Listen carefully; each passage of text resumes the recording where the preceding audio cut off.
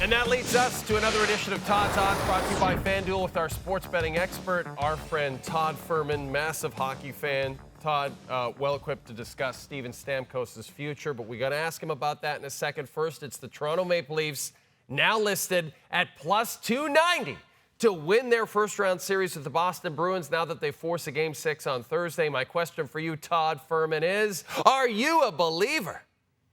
I believe the term, Jay, is believer, right? Is that the right way to try and say it right there instead of believer? But you know what? I'm not buying in just yet. I do have to give the team a ton of credit for the way that they fought tooth and nail, staving off elimination in Game 5 against the Boston Bruins, holding on for that big overtime victory. Joseph Woll was nothing short of outstanding in relief of Ilya Samsonov, and you wonder if that gives them a little bit of hope that Austin Matthews can return to the lineup and they'll have some more scoring punch. You do have to wonder for the Boston Bruins if it's deja vu all over again. It was only a season ago with a 3-1 series lead. You lose overtime in Game 5, and suddenly the Florida Panthers make the improbable run to winning the Eastern Conference. But I think Boston's going to show a lot better in Game 6, and that'll be the real test. But if we do get to Game 7, hey, we know these two age-old rivals would love nothing more than to put on a show, which will inevitably end in more heartbreak for Leafs Nation. Are you at all worried about the Vancouver Canucks, Todd, after that Game 5 loss at home? They are minus 330 to close out their series against Nashville.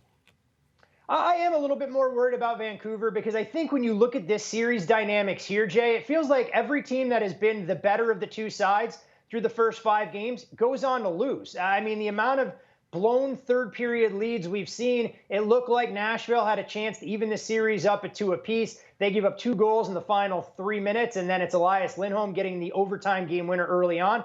And just when you think Vancouver is going to be able to sew up a 1-0 win against the Preds, lo and behold, you get 2 goals from Predators defensemen. Going into Smashville, a little bit of a daunting task. I think Vancouver is live on the money line in that spot, but the Canucks should no doubt be worried about this because I think the goaltending scales have swung firmly in the favor of Nashville. And when you look at the shot generation or lack thereof that we've seen from the Canucks, I'm not sure you want to rely on shooting efficiency at the rate that we've seen thus far. So it wouldn't shock me at all if this takes 7 games to decide the winner. We're going to stay with hockey, Todd, and FanDuel has a very intriguing novelty prop bet we wanted to ask you about. You can bet on Steven Stamkos' next destination in the NHL. The Lightning, the heavy favorite to retain their captain, followed closely by the Red Wings and Blackhawks, and then the odds drop off significantly from there. What's your take, Todd? Where do you think that Steven Stamkos is headed this offseason? Well, looking at that graphic, Jay, I wonder if those odds, courtesy of FanDuel, are brought to you by Austin Matthews, because there are a bevy of 34s on that particular odds board there. But when you look at the price tag, you can understand why Tampa is the overwhelming favorite. You think someone as decorated and as accomplished as number 91 would want to finish out his career with the same franchise. But at the same time, I think Detroit makes an awful lot of sense, knowing the ties that Stamkos has to Stevie Yzerman, given the time that they spent together when Stevie Y was in the front office down there in Tampa. And the fact that the Red Wings may look for a short-term deal that can pay a little bit more than what Tampa is looking at this point. But I think if you really want aggressive, and I don't have any inside information to suggest it's a possibility, if Utah is serious about making a splash in their first season in Salt Lake City, what better way than to go out and bring in number 91 from Tampa, make a compelling offer to Jonathan Marchessault to change address, and really do something special to spice up that top line to pair a couple of fresh faces with Clayton Keller. Wow, okay, I like that move. Maybe you should be an NHL GM, Todd. FanDuel, so many fun props. They've got a bet now where you can also bet on LeBron James' next destination next season, should he decide to come back and play at the age of 40. The Lakers are the favorite at minus 150. And then it's his former teams, the Heat and the Cavaliers. The Knicks are in there because Stephen A. Smith insists it would be so at 11-1. Do you think LeBron ends up back with the Lakers, and are they going to have to draft Bronny James out of USC to make it happen?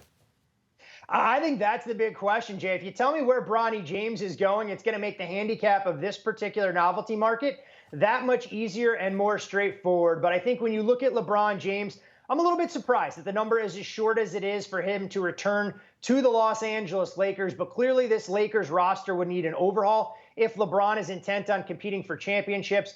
You mentioned the Knicks as a potential landing spot if he's okay being the number 2 on that roster with Jalen Brunson, who has really put a stamp on that franchise. The Knicks would love a little bit of star power there at 11-1, but I think ultimately LeBron sticks around in LA, and we'll see if the Lakers make a push to bring in Bronny, whether it's through the draft or potentially as an undrafted free agent if he doesn't go in those 2 rounds. Very quickly, Todd, your Vegas Golden Knights did not prevail in Game 5 on Wednesday night against the Dallas Stars. How are you feeling about their chances in Game 6?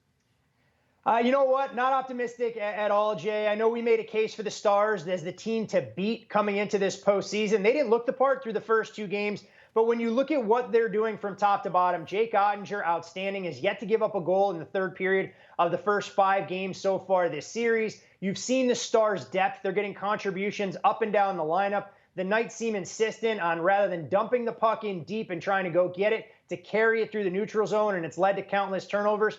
And I think this was the act of desperation from Coach Cassidy, electing to go to Adin Hill, shuffling up the lines. Unfortunately, as much as it kills me to say as a fan, not necessarily as a bettor, the Stars close out the Knights in Game 6, and Dallas starts to give off a little bit of that 2016-2017 Washington Capitals vibe, where they lost the first 2 games at home, won the next 4 against the Blue Jackets, and it's what allowed Alexander Ovechkin to get his one and only cup thus far.